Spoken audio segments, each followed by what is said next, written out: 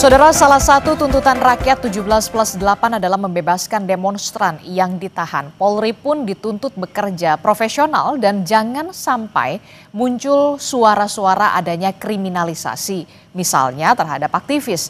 Kita akan mengulasnya di pagi hari ini bersama dengan Direktur Institute for Criminal Justice Reform atau ICJR, sudah bergabung bersama kami melalui sambungan daring.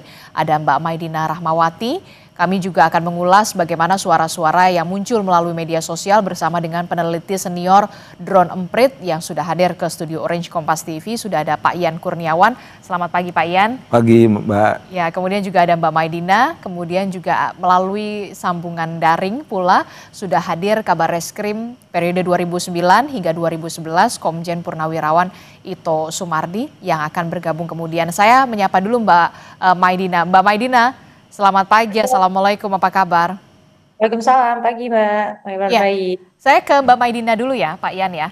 Ya, Mbak Maidina, ini kan kalau kita lihat ya, bagaimana ICJR khususnya melihat sejauh ini penanganan polisi terhadap demonstran yang ditahan. Walaupun kemarin kita sudah melihat Menko Yusril Iza Mahendra sudah mengatakan dan menjenguk para demonstran yang ditahan, tidak ada kekerasan, kemudian tidak ada bahkan tidak ada jeratan pasal makar di sana. Ya, sebenarnya dari awal kami juga mempertanyakan gitu ya respon Presiden sendiri yang menyebutkan bahwa ini sampai ke pasal makar, bahkan sampai dinarasikan di stigma sebagai melakukan tindakan terorisme. Padahal ya yang dilakukan masyarakat adalah penyampaian pendapat gitu ya. Dan kalau kita lihat elemen rusuh dan provokatifnya sendiri kan perlu ada investigasi gitu ya, bahwa banyak gitu ya laporan yang sudah berusaha melaporkan gitu bahwa ternyata tindakan perusuhan itu nggak datang organik dari pendapat masyarakat sipil, nggak datang dari orang-orang yang benar-benar masyarakat sipil mengutarakan tuntutannya 17+8 tadi gitu. Jadi sebenarnya itu yang harus difokuskan. Dan terkait dengan kriminalisasi yang terjadi, kami memberikan solidaritas gitu ya kepada teman-teman kami. Ada Pedro, lalu kemudian juga ada teman-teman dari mahasiswa gitu ya, admin-admin sosial media gitu ya, melakukan seruan untuk nggak apa-apa untuk menyatakan pendapat di muka publik, tapi kemudian malah dikriminalisasi. Dan kami memang memberikan perhatian yang begitu besar gitu ya, karena ada narasi untuk penggunaan kekuatan yang berlebihan oleh aparat penegak hukum, akhirnya berdampak pada nggak sedikit gitu ya orang-orang yang ditangkap gitu ya, berdasarkan laporan kekuatan yang berlebihan seperti apa maksud Mbak Maidina? Ya, karena kan sebelumnya responnya diberikan diserukan untuk melakukan tindakan yang keras gitu. Kalau misalnya melakukan memberikan tindakan keras dari aparat penegak hukum dari polisi gitu ya, utamanya untuk melakukan tindakan. Nah, akhirnya berdampak pada penangkapan yang sangat masif. Ada sekitar 3.000 orang yang dilakukan penangkapan, termasuk di dalamnya adalah anak gitu ya, yang kemudian jadi anak dalam berkonflik dengan hukum. Lalu kemudian dari sekian beribu banyak orang tersebut yang benar-benar masuk proses hukum tuh disebutkan oleh kepolisian update terakhir yaitu sampai dengan 500 orang. Nah, berarti kan ada kondisi di mana dilakukan penangkapan yang sebenarnya kalau di sistem peradilan pidana nggak mudah untuk melakukan penangkapan tersebut, karena ketika dia ditangkap ada pembatasan kemerdekaan yang harus dipertanggungjawabkan, ganti ruginya apa, kompensasinya apa ketika dia sudah ditangkap tapi ternyata tidak ada proses hukum yang diberikan. Nah, itu yang kita pertanyakan, kenapa ada respon penangkapan yang kemudian dilepaskan begitu saja, dan pendampingannya pun juga menjadi kendala yang kita temukan di lapangan. Oke, dari catatan Anda, ada yang kemudian masih mengganjal soal penanganan tahanan ini? Sebenarnya masih mengganjal gitu ya, karena penggunaan pasalnya sendiri pun juga memberikan catatan gitu ya. Misalnya kami juga nge-highlight kemarin teman perempuan gitu ya, yang juga mengutarakan ekspresinya sebenarnya tuh enggak serta-merta bisa disebutkan sebagai ujaran kebencian terhadap institusi, karena nggak ada pasal 228 ayat 2 itu bisa ditujukan kepada institusi yang tidak berdasarkan identitas berbasis sara gitu ya.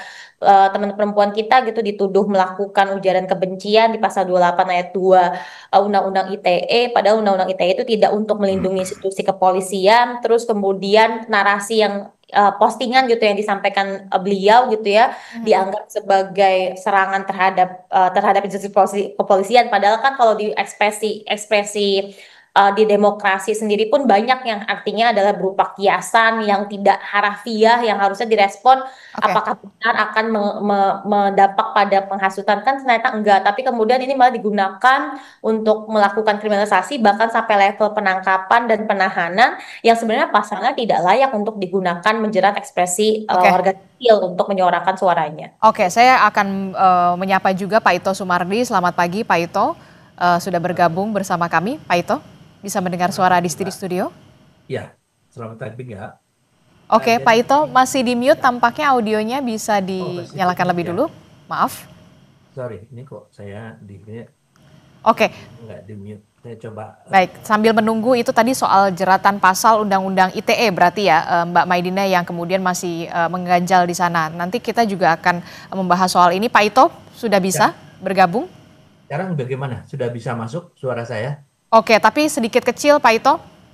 Oh, kecil ya, coba saya. Oke, nanti kita akan perbaiki lagi. Nah, itu tadi banyak sekali sorotan mulai dari narasi dugaan kriminalisasi, kemudian jeratan pasal Undang-Undang ITE, begitu yang tadi sudah disinggung oleh Mbak Maidina dari ICJR. Saya ke Drone Emprit dulu, Pak Ian. Ya. Pak Ian, bagaimana di media sosial menyoroti ini semua, begitu ya, soal 17+8, termasuk juga soal banyak sekali demonstran yang kemudian ditahan, aktivis juga, begitu ya. Bagaimana sorotan ini? Jadi gini, jadi ada dua pendekatan yang biasanya kita lakukan. Pertama itu kita menggunakan analisis emosi. Di analisis emosi itu ada 4 yang menonjol dari isu ini, yaitu Apa saja? Yang pertama itu antisipasi. Antisipasi itu banyaknya publik yang masih curiga terkait dengan penanganan demonstran yang ditangkap, terus pola kekerasan yang dilakukan oleh aparat dan sebagainya. Terus yang kedua itu terkait dengan trust, dalam hal ini tapi negatif, jadi distrust. Gara-gara kecurigaan yang berlebihan ditandai dengan di lapangan ternyata betul, menciptakan distrust, ketidakpercayaan terhadap aparat. Terus yang ketiga itu joy sebetulnya. Publik ada juga yang mengapresiasi. Kenapa? Ketika pemerintah mendengar dari beberapa poin itu ada beberapa hal yang sudah terrealisasi gitu. Terus yang keempat anger itu marah gitu kurang lebih. Nah, terus kalau kita bandingkan lagi dengan perbandingan antar isu, itu ada hal yang kami highlight itu ternyata dari data 31 Agustus sampai 8 September itu isu Brimob tabrak ojol itu masih paling tinggi, Mbak. Oke, jadi Padahal kejadian Brimob tabrak ojol itu tanggal 28 malam. Artinya sampai sekarang orang masih menceritakan, residunya masih ada. Dan masih menjadi sorotan di dan media masih sosial. menjadi sorotan di Itu media di sosial. TikTok, X, atau kemudian di Instagram? Di hampir semua, Mbak, gitu. Oke. Nah, ini dia kita lihat ya, Nah, bagaimana jadi komparasi isu pasca komparasi, demonstrasi, sumbernya dari Drone Emprit bisa dijelaskan. Ya, Ini itu. ternyata Brimob tabrak ojol masih tinggi ya, masih residu. Ya, 53 ya? ya, kurang lebih seperti itu. Nah, kenapa bisa muncul kayak gitu? Pertama itu wajar mengingat kejadian Brimob tabrak ojol itu punya dua hal yang pemantiknya. Pertama itu sisi emosional dan kedua sisi sensasional. Terus kedua itu proses dari hukum terkait dengan para pelaku, dalam hal ini adalah para Brimob yang menjalani proses persidangan, kurang lebih seperti itu. Karena juga ada pembelaan gitu dan akhirnya menjadi percakapan tersendiri. Nah, ini bayangan saya, ini menjadi concern sebetulnya buat pemerintah, jadi pelajaran, lesson learn gitu, bahwa ketika menghadapi demonstran, betul-betul pakai polanya itu yang persuasif. Jangan lagi ada yang namanya pola represif. Apapun pola represif, begitu, pasti yang jadi salah itu aparatnya. Dan sentimennya negatif. Sentimennya negatif. Padahal bisa jadi aparat itu betul, misalkan ya. Karena kita kan nggak tahu realitanya, gitu. Kita hanya lihat di media sosial. Makanya ini jadi pelajaran penting. Terus selanjutnya adalah terkait dengan tuntutan demonstran. Oke, kita akan lihat lagi isunya, komparasi isunya Komparasi selain isu. tabrak ojol, Brimob Nah, tabrak yang ojol, kedua itu komparasinya adalah soal tuntutan demonstran. Nah, di Ini tuntutan juga demonstran juga ada yang menarik gitu. Menariknya apa? Jadi gini, selama ini kan orang melihat di 17+8 aja. Padahal enggak. Banyak tuntutan-tuntutan lain dan karena dia tidak terkoordinasi, tidak terorkestrasi dengan baik, akhirnya tuntutan itu seolah-olah tidak ada. Contoh yang paling gampang adalah tuntutan buruh. Itu besar. Itu tuntutan buruh itu namanya hostum. Ya, hapus outsourcing, tolak upah murah. Begitu. Terus ada lagi yang namanya sepultura. 10 tuntutan rakyat. Fokusnya ada pada reformasi Polri. Kurang lebih seperti itu. Ada lagi reshuffle. Reshuffle ternyata sudah dilakukan gitu. Makanya sebetulnya kalau pemerintah bisa melihat lebih jernih gitu, apa yang harus dilakukan? Pertama itu rangkul semua. Gitu. Minimal bahwa pemerintah mendengar itu terlihat oleh publik. Ya, terus kedua itu aksi. Nah, problemnya ini kan ini komunikasi sudah dilakukan, pemerintah terlihat sudah mendengar, aksinya nih yang agak kelamaan. Makanya dibilang karena masih delay gitu. Masih delay, dibilangnya Bapak simbolis aja nih gitu. Nah, itu yang sebetulnya ditunggu oleh mahasiswa. Oke, nanti gitu. kita juga akan bahas soal itu, soal di media sosial lainnya. Tapi saya ke Pak Ito dulu. Pak Ito, sudah bisa mendengar suara di studio, Pak Ito? Bisa, tapi suara saya bagaimana sekarang? Aman, clear Pak Ito. Nah, ini tadi kita sudah melihat bagaimana dinamika di media sosial begitu ya soal Brimob tabrak ojol. Itu masih menjadi sorotan dan juga perbincangan baik itu di media sosial X, TikTok, Instagram, termasuk di portal-portal online, termasuk juga soal yang tadi disinggung oleh Mbak Maidina soal aktivis dan juga demonstran yang sampai saat ini masih ditahan. Nah, Anda melihatnya bagaimana? Apa yang perlu dilakukan oleh Polri? Jangan sampai kemudian terlihat terkesannya ini adalah sentimennya negatif begitu. Iya, baik Mbak. Terima kasih, kebetulan saya juga sebagai salah satu penasihat ahli Kapolri di bidang hukum ya Mbak, di bidang hukum. Kami sejak kejadian itu secara maraton 4 hari seluruh penasihat hukum yang rata-rata dari pakar itu kita melakukan evaluasi. Evaluasi sangat menyeluruh dan sangat komprehensif.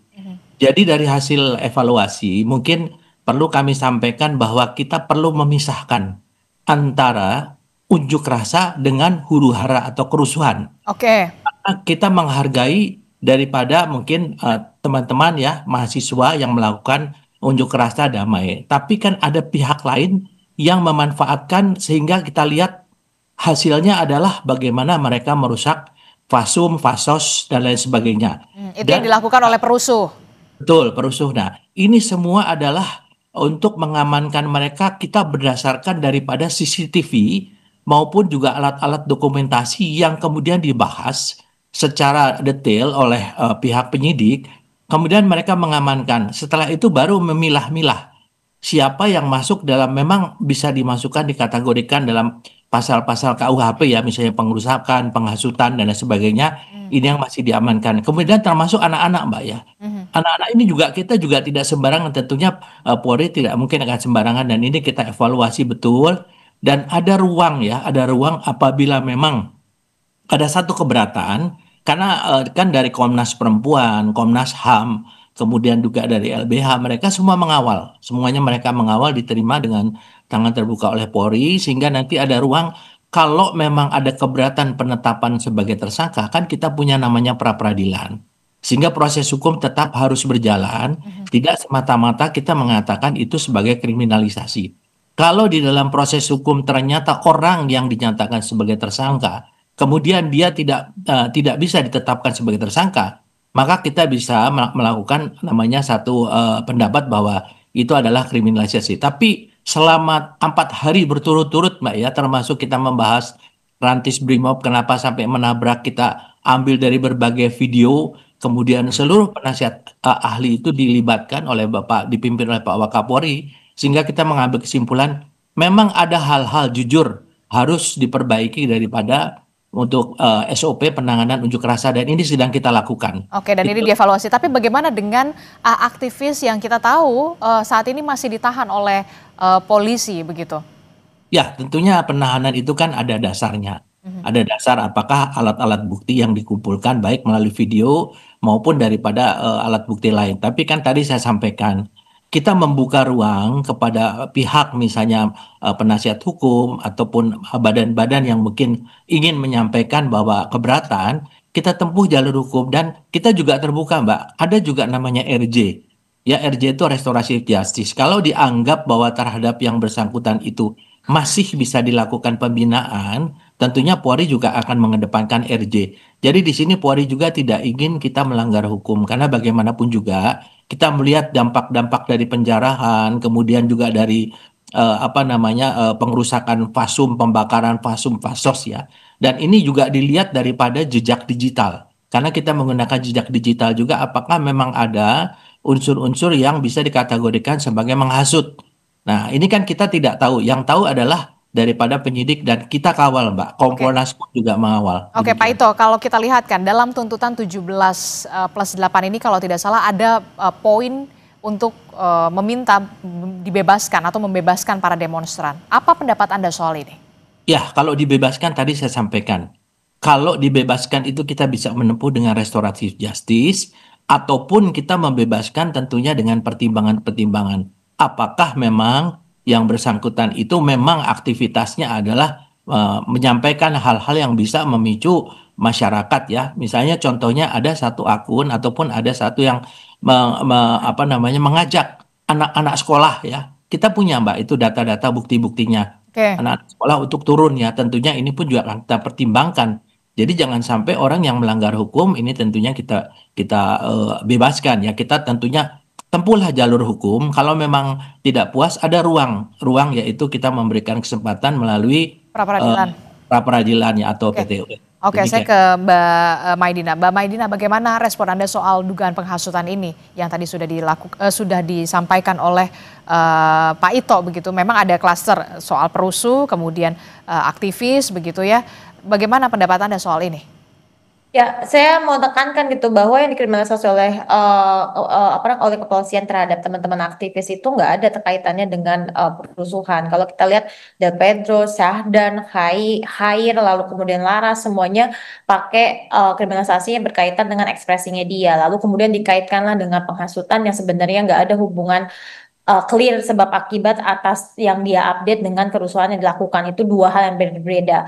Demo tersebut, masifnya protes masyarakat tetap akan terjadi terlepas ada atau tidaknya updatean yang dilakukan oleh teman-teman dari aktivis-aktivis tersebut. Dan kalau kita lihat seperti yang saya tadi sudah paparkan itu ya, apa yang di pasal yang digunakan tuh juga memang bertentangan gitu. Misalnya kayak Laras gitu tadi saya sampaikan gitu bahwa dia digunakan adalah pasal ujaran kebencian, padahal kita sama-sama tahu Kapolri juga udah punya edaran gitu ya bahwa ujaran kebencian itu hanya ditujukan pada identitas yang sifatnya melekat dan tidak bisa diubah, mulai dari suku, agama, ras, dan identitas orientasi seksual gitu ya. Sedangkan institusi kepolisian gitu ya, institusi pemerintah gitu ya yang di berbagai ekspresi itu nggak bisa dilindungi dengan pasal-pasal terkait dengan ujaran kebencian. Nah, itu yang kita kritisi gitu bahwa kriminalisasi terhadap aktivis ini seolah dipaksakan, bahkan sekarang beredar juga gitu ya intimidasi yang dilakukan tidak dengan alat kepolisian. Misalnya TNI yang bilang bahwa Ferry Irwandi juga akan ada potensi untuk dikriminalisasi dengan pencemaran nama baik, padahal pencemaran nama baik tidak pernah ditujukan untuk melindungi institusi kepolisian apalagi institusi pemerintah, sehingga kita perlu tegakkan lagi gitu bahwa ini memberikan iklim ketakutan di masyarakat. Kami gitu ya aktivis yang menyuarakan untuk nggak apa-apa nih untuk kita bersuara, nggak apa-apa untuk kita berdemo, jangan takut untuk berdemo, tapi kemudian ada ancaman-ancaman di mana kita bisa dikriminalisasi dengan pasal-pasal yang sama sekali tidak ditujukan untuk mengkriminalisasi upaya menghasut dan lain sebagainya. Nah, ini akan akhirnya menimbulkan iklim ketakutan di masyarakat gitu bahwa kok kita kayak nggak bisa berekspresi ya, kok kita nggak bisa berkonsen, termasuk juga bahkan yang digunakan pasal-pasal pencemaran nama baik yang nggak relevan untuk digunakan di konteks ini, dan dampaknya lebih masif lagi tuh ya, kayak misalnya Laras gitu ya, bahkan diungkit dia kerja di mana, afiliasinya mana, padahal dia simply adalah warga negara yang berpendapat dan dikriminalisasi dengan pasal yang sama sekali tidak ditujukan untuk mengkriminalisasi upaya menyampaikan pendapat di muka publik. Oke, jawaban Anda Pak Ito. Ya, memang betul Mbak. Jadi kita ini kan negara hukum ya. Hukum itu kan ada gium yang mengatakan hukum itu dibuat adalah untuk ketertiban masyarakat. Nah, tentunya kita melihat proses hukum itu tidak dari sudut yang sempit. Karena proses hukum ini Mbak ada namanya criminal justice system. Tidak berhenti di kepolisian saja. Nanti sampai kejaksaan, sampai ke pengadilan. Nah, tentunya polisi pun juga memiliki konsekuensi. Kalau misalnya ada kriminalisasi, maka konsekuensinya maka kredibilitas kepolisian itu akan menurun ya di mata masyarakat. Tentunya apa yang dilakukan adalah berdasarkan bukti-bukti. Sekarang ini semua dalam proses penyelidikan, belum dalam proses penyidikan. Nah, sehingga ini ada kemungkinan tadi saya sampaikan, mungkin dengan pertimbangan tertentu bisa dilakukan restoratif justice. Bisa juga diteruskan sampai ke pengadilan, tapi kan ini kan satu proses hukum ya. Jadi Oke. kita melihat satu proses hukum secara lengkap dan saya tadi bisa memahami sekali Mbak Marina bahwa tentunya kami ini kan pelaksana yang tentunya juga kita juga dibatasi dengan undang-undang, kemudian kita harus melakukan SOP karena ada sanksi. Contohnya aja kan sekarang penerapan kode etik ya, pelanggaran kode etik terhadap anggota yang menabrak, meskipun kita lihat dari berbagai video yang itu akan menjadi analisa dan ini tetap diajukan ke sidang pengadilan. Nanti kita serahkan semuanya kepada proses persidangan. Sementara kan dari anggota tersebut pun dia sedang melaksanakan tugas. Jadi saya kira mungkin polisi pun juga kita tidak ingin ada hal-hal yang bersifat anarkis. Kami percaya bahwa mahasiswa, teman-teman aktivis itu mereka menyuarakan hati nurani yang sebetulnya dialami juga oleh anggota polisi ya. Mereka juga orang kecil juga. Mereka kalau boleh namanya tidak pakai baju polisi demo, mungkin mereka ikut demo juga gitu. Cuman karena sekarang dengan tugas dan sumpah jabatannya, mereka harus mengamankan. Nah, Oke. untuk kerusuhan-kerusuhan itulah Mbak yang kemudian ditelusuri penyebab dari kerusuhan, apakah memang karena ada hasutan ataukah ada lain. Nah, ini dalam proses penyelidikan. Jadi kita percayakan saja pasti polisi juga akan bersifat profesional dan kami dari penasihat ahli Kapolri selalu menyampaikan hal-hal yang sifatnya untuk saran-saran kepada Pak Kapolri agar Polri bertindak secara profesional, transparan, dan juga berkeadilan. Demikian, Mbak. Oke, bagaimana Mbak Maidina, tapi jangan dijawab dulu Mbak Maidina, termasuk juga soal bagaimana penanganan kasus penahanan para aktivis ini, termasuk juga tuntutan untuk 17+8 di media sosial yang terus masih dikawal di warga, netizen begitu ya, masih mengawal terus 17+8 ini. Tapi jangan dijawab dulu, kita akan temukan jawabannya sesaat lagi. Tetaplah bersama kami di Sapa Indonesia Pagi. Kita masih mengawal bagaimana tuntutan dari rakyat begitu ya, masyarakat sipil 17+8 yang kemudian disoroti adalah soal penahanan para demonstran begitu, tidak hanya demonstran tapi juga aktivis yang ditahan oleh polisi. Mbak Maidina tadi Pak Ito sempat menyinggung soal restoratif justice, pra-peradilan begitu. Nah, bagaimana respon Anda soal restoratif justice ini? Saya mau highlight dulu gitu ya bahwa ini tadi juga Pak Ito sampaikan bahwa ini masih proses penyelidikan. Enggak, ini udah sampai dengan penyidikan gitu karena teman-teman kami gitu ya yang tadi saya sebutkan nama-namanya sudah ditahan. Penahanan kan hanya boleh dilakukan pada saat penyidikan. Jadi memang ini sudah sampai ke penyidikan.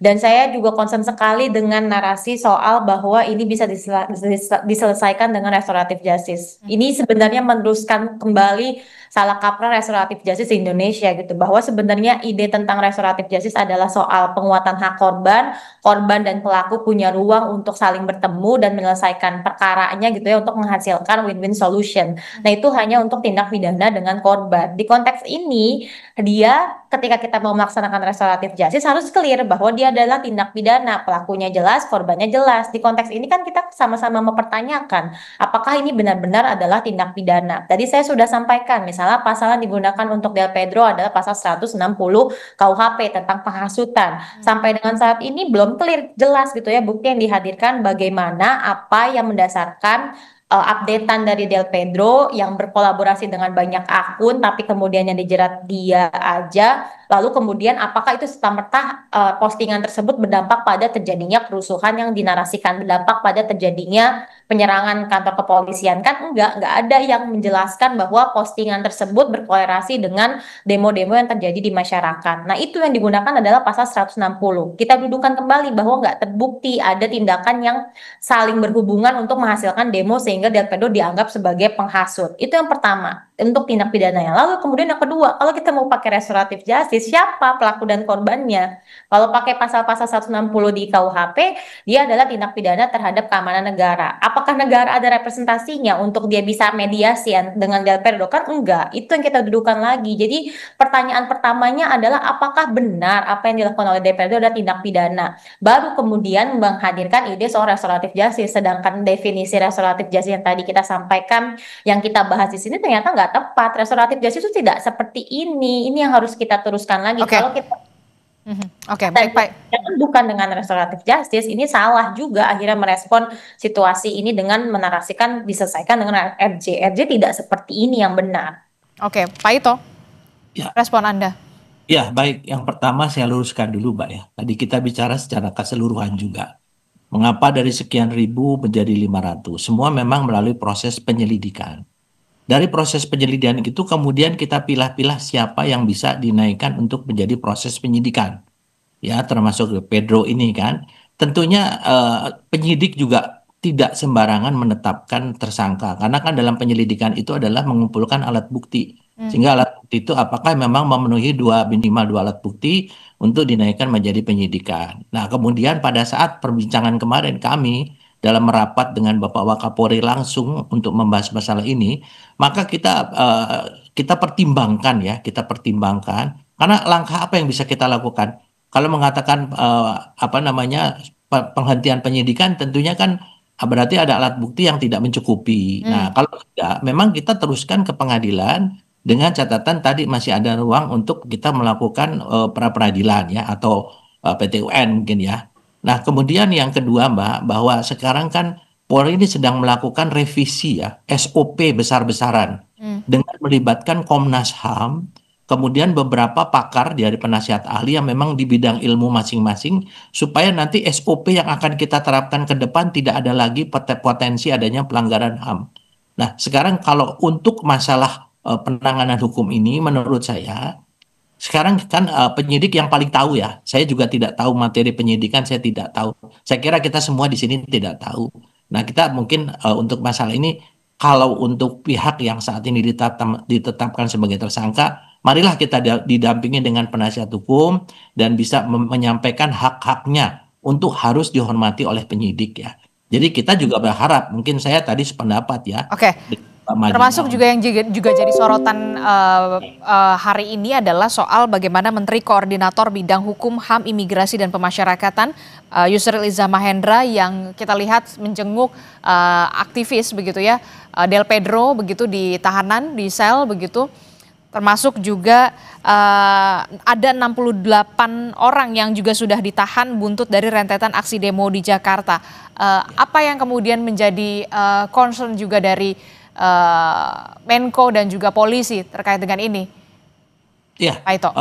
Pak Menko itu kan waktu kemarin menjenguk para tahanan tersebut, beliau ingin memastikan apakah ada unsur kekerasan yang dilakukan oleh penyidik.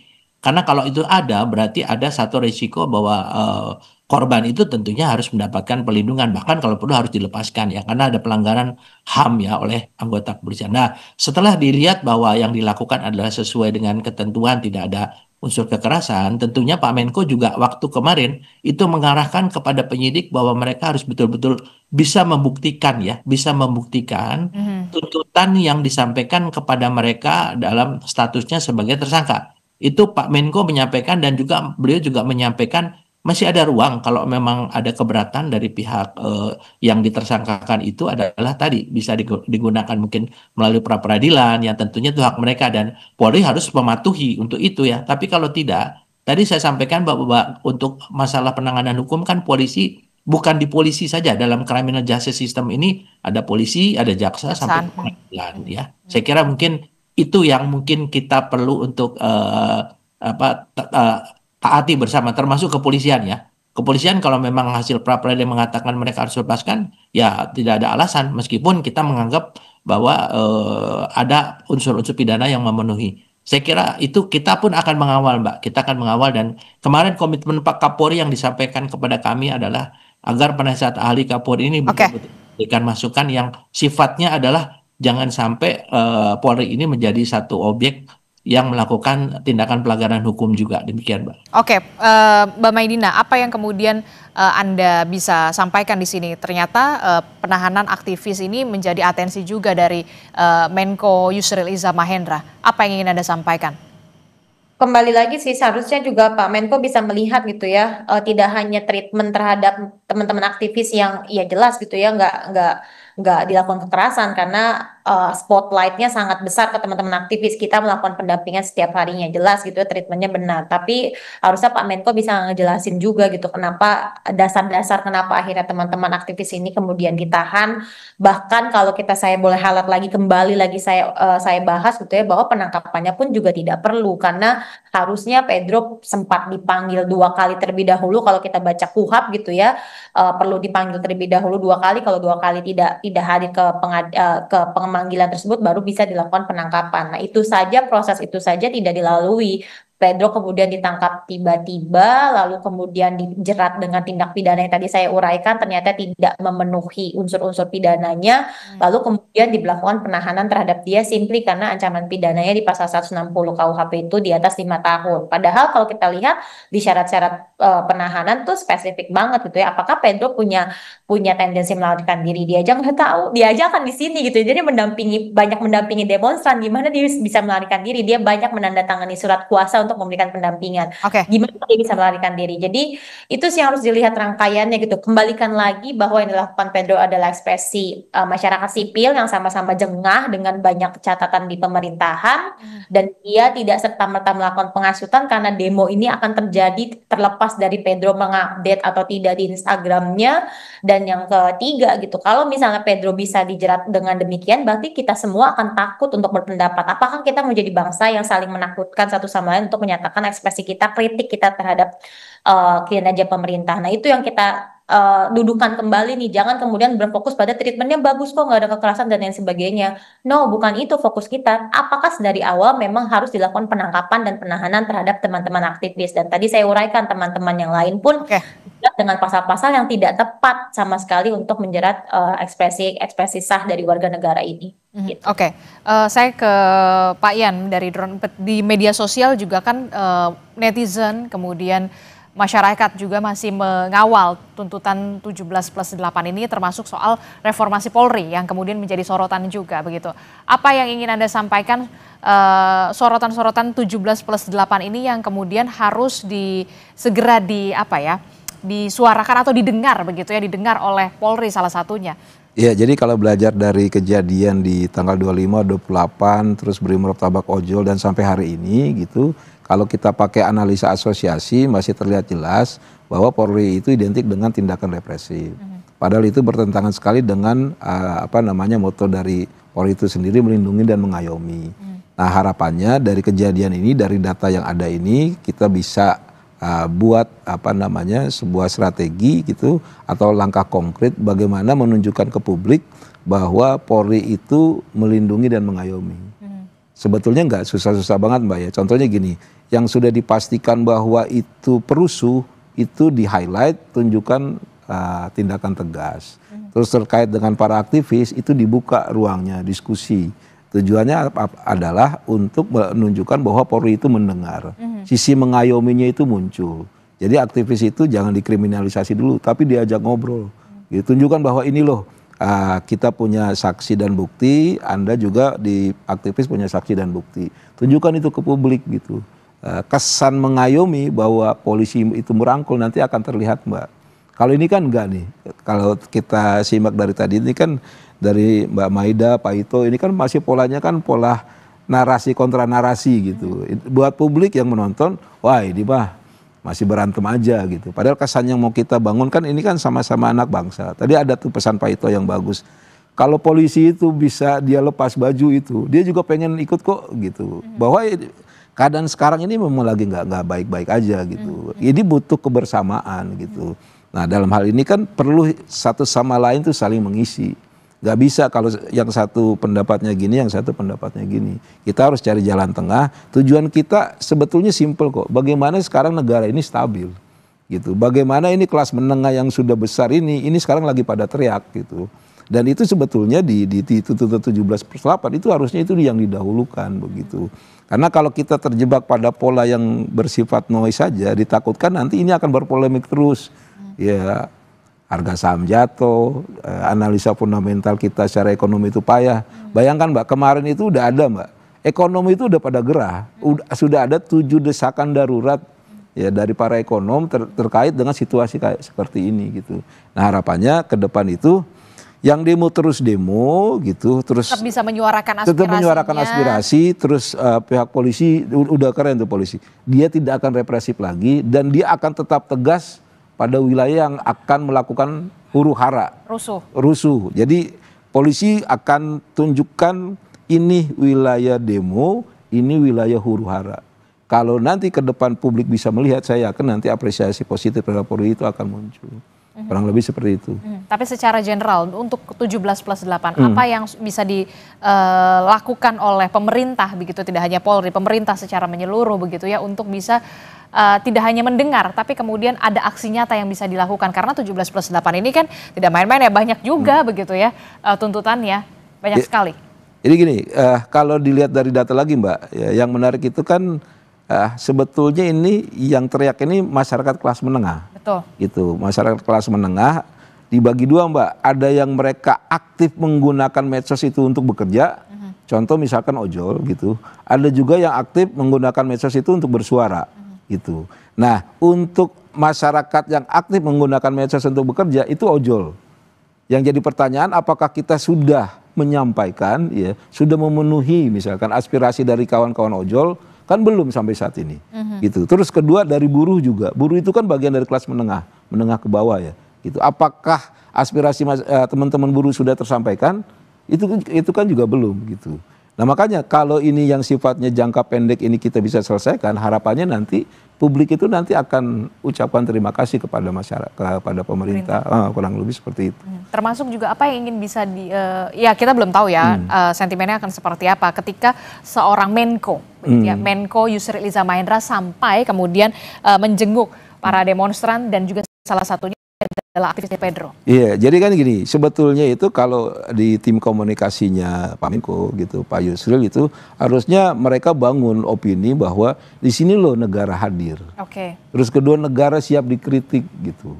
Nah, karena itu tapi balik lagi perlu ada komunikasi dan aksi. Nah, sekarang ini tahapnya sebetulnya udah tahap aksi bukan komunikasi lagi. Saya yakin Mbak Maida sepakat bahwa oke, pemerintah mendengar, tapi selanjutnya apa Pak gitu. Jangan terjebak pada hal yang sifatnya simbolis lagi gitu. Makanya aksi ini yang diharapkan ke depan itu akan terlihat visibility negara hadir, mengayomi, mendengar, pemerintah tempat mengadu itu terlihat. Kalau itu terjadi pelan-pelan Mbak, saya yakin nanti situasi kondisi kita akan relatif lebih baik begitu ya. Nanti kita akan lihat bagaimana bentuk dari kehadiran negara untuk bisa juga kita kawal tuntutan 17+8 ini. Terima kasih Pak Ito Sumardi, Ketua Penasihat Ahli Kapolri begitu ya, dan juga ada Mbak Maidina dari ICJR, kemudian ada Pak Yan juga dari Drone Emprit. Terima kasih telah bergabung bersama kami. Sehat selalu semuanya. Assalamualaikum, selamat pagi. Terima kasih.